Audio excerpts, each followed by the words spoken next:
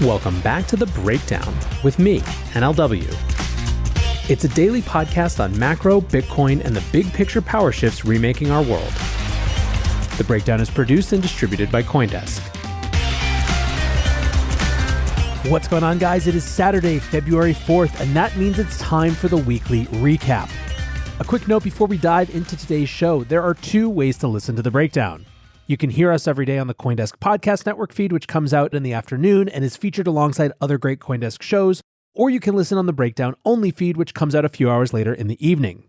Wherever you're listening, if you would take the time to leave a rating or a review, I would so appreciate it, as it makes a huge difference in new people finding the show. All right, friends. Well, if you have been on Bitcoin Twitter this week, you've probably seen some tweet like this hyper-viral message from Leah Halpern.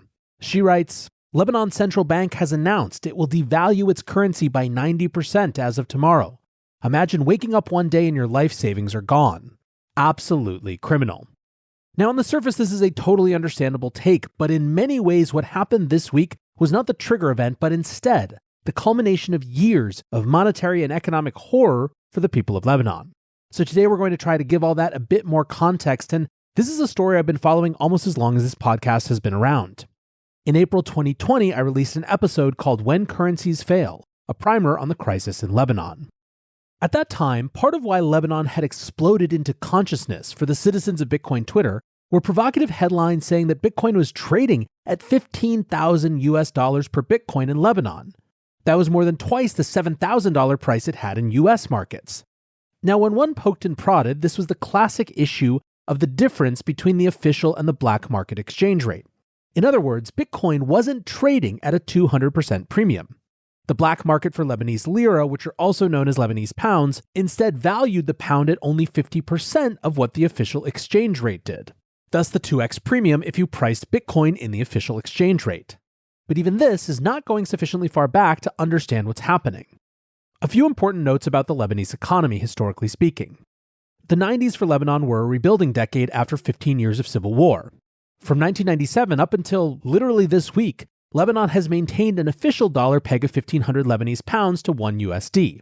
And until the challenges a few years ago, it was successfully able to maintain that peg. Lebanon is a huge net exporter country.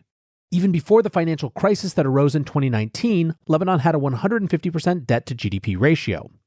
Lebanon was for a long time able to maintain this position because of its role as the region's banker.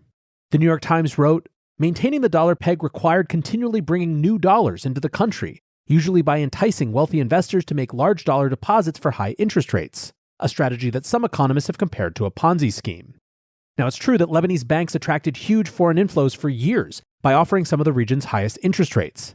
This allowed for the country to pay for imports despite low exports. In fact, for much of the early 2000s, the deposit base of Lebanon was usually 2.5 to 3 times the size of the economy as a whole. The Lebanese economy was consequentially hugely dollarized. Remember, if you're a net importer, you need a lot of dollars to pay for the things that you're importing in the currency that sellers will accept, dollars. However, in the late teens, the politics of the region started to catch up, and Lebanon's role as the region's banker began to falter. 2017, for example, saw a huge rift with Saudi Arabia, leading to big dollar outflows.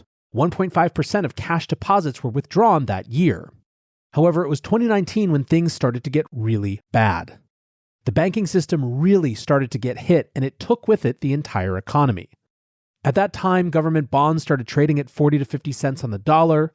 Of the bank's 30% of loans to the private sector, 25% were non-performing, and all told, about half the assets of banks became severely impaired. At the same time, new inflows dried up because of regional turmoil.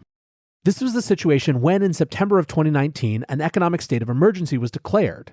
The government announced plans to raise taxes to cover expenditures, which led, of course, to protests. In October of 2019, a nationwide strike began demanding to be able to pay for fuel imports in pounds rather than dollars. Basically, all over the country, petrol stations were having to shut down because they didn't have the dollars they needed to pay for fuel imports.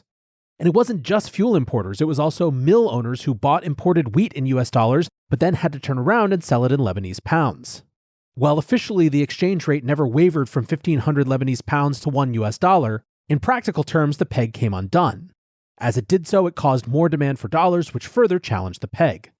With demand for dollars rising, banks started limiting USD withdrawals.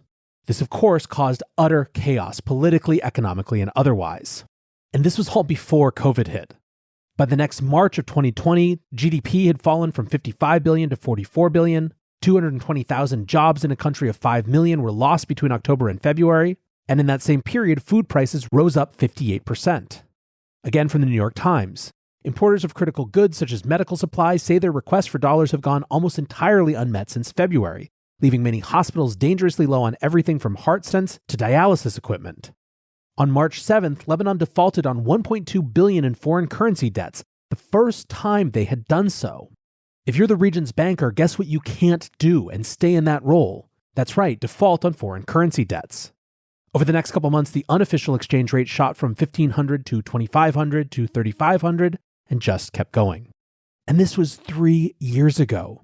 Since then, you've probably seen horrifying videos of Lebanese citizens reduced to having to use violent means to rob banks just to get their own savings. In October of 2022, PBS NewsHour interviewed some of those who had taken that drastic action. One of those interviewed was Bassam al-Sheikh Hussein, who over the summer of 2022 raided a local branch of his bank with a shotgun. He held employees hostage to take $35,000 from his own savings account. Through an interpreter, he told PBS, "I went to the bank many times trying to withdraw my money and explained that I have lost my job and I needed to live.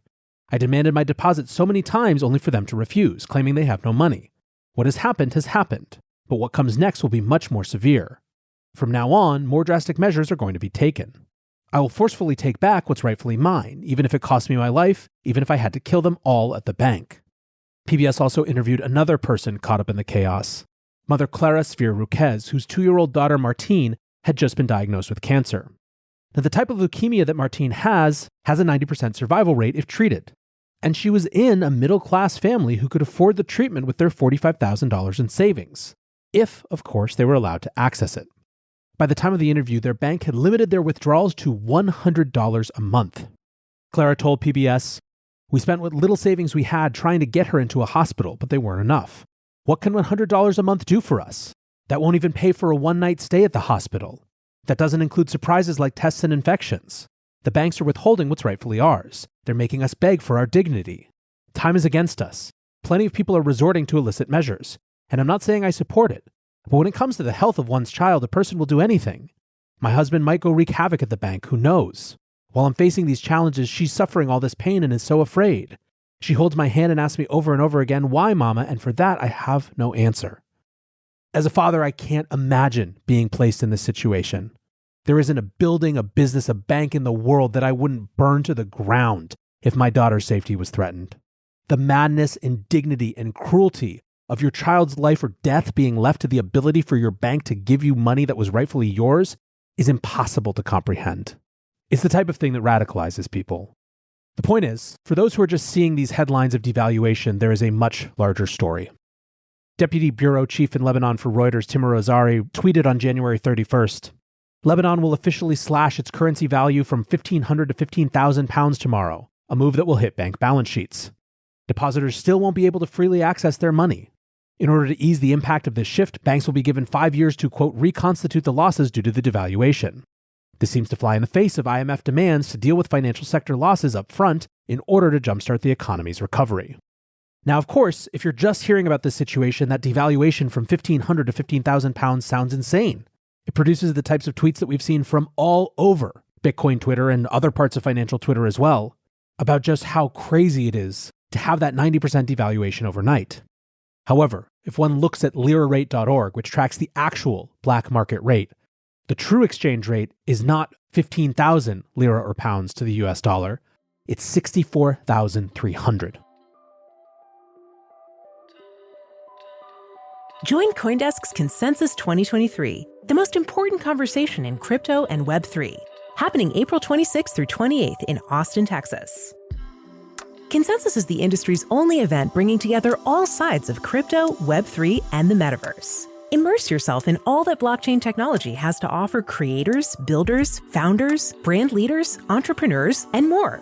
Use code BREAKDOWN to get 15% off your pass. Visit consensus.coindesk.com or check the link in the show notes. Now, Wednesday's devaluation from 1,500 pounds per dollar or 1507 pounds per dollar technically, to 15,000 pounds per dollar, was the first official change in 25 years. However, fundamentally, because of the large disconnect between the official rates and the reality on the ground for Lebanese citizens, the devaluation isn't expected to change all that much. There are fears that the devaluation will stoke additional inflation in the nation, which already saw an annual inflation rate of 170% last year, according to official data, and sits currently at 220% per year, according to some private data. The Financial Times cited analysts calling this move, quote, a costly stopgap in the absence of wider structural reforms. Mike Azar, a Lebanese economist, said fundamentally these measures don't meaningfully address the causes of the crisis, which are the large financial sector losses. What's been needed for the past 3 years is a broader economic recovery plan with a restructuring of the financial system, not another piecemeal measure. Nasser Saidi, a former economy minister and ex-deputy central bank governor, called the devaluation a continuation of the, quote, failed exchange rate pegging and fixing policy that has generated the biggest financial crisis in history. Now, what about the IMF's role in all of this? Well, Lebanon's government reached a draft agreement with the IMF in April, but there have been numerous roadblocks in implementing the economic and political reforms required by the deal. One part of that deal is unifying exchange rates across the nation. However, at the same time, broad-based political reforms are also demanded. That might be as tricky as the economy, given that the prime ministership has changed hands twice in the last 3 years, with the wealthiest man in Lebanon currently holding the office. The presidency has remained vacant since October, and the government is currently in caretaker mode. Last week, 2 independent members of the parliament began a sit-in at the parliamentary building as the legislature again failed to elect a new president. And if you think these problems are just with the banking system, that is not the case. Currently, the electric grid is operating only for about 5 hours per day. And sadly, it doesn't seem like this is even going to meet the conditions for the IMF's deal. Lebanese economist again, Mike Azar, said the measure doesn't actually unify the exchange rate.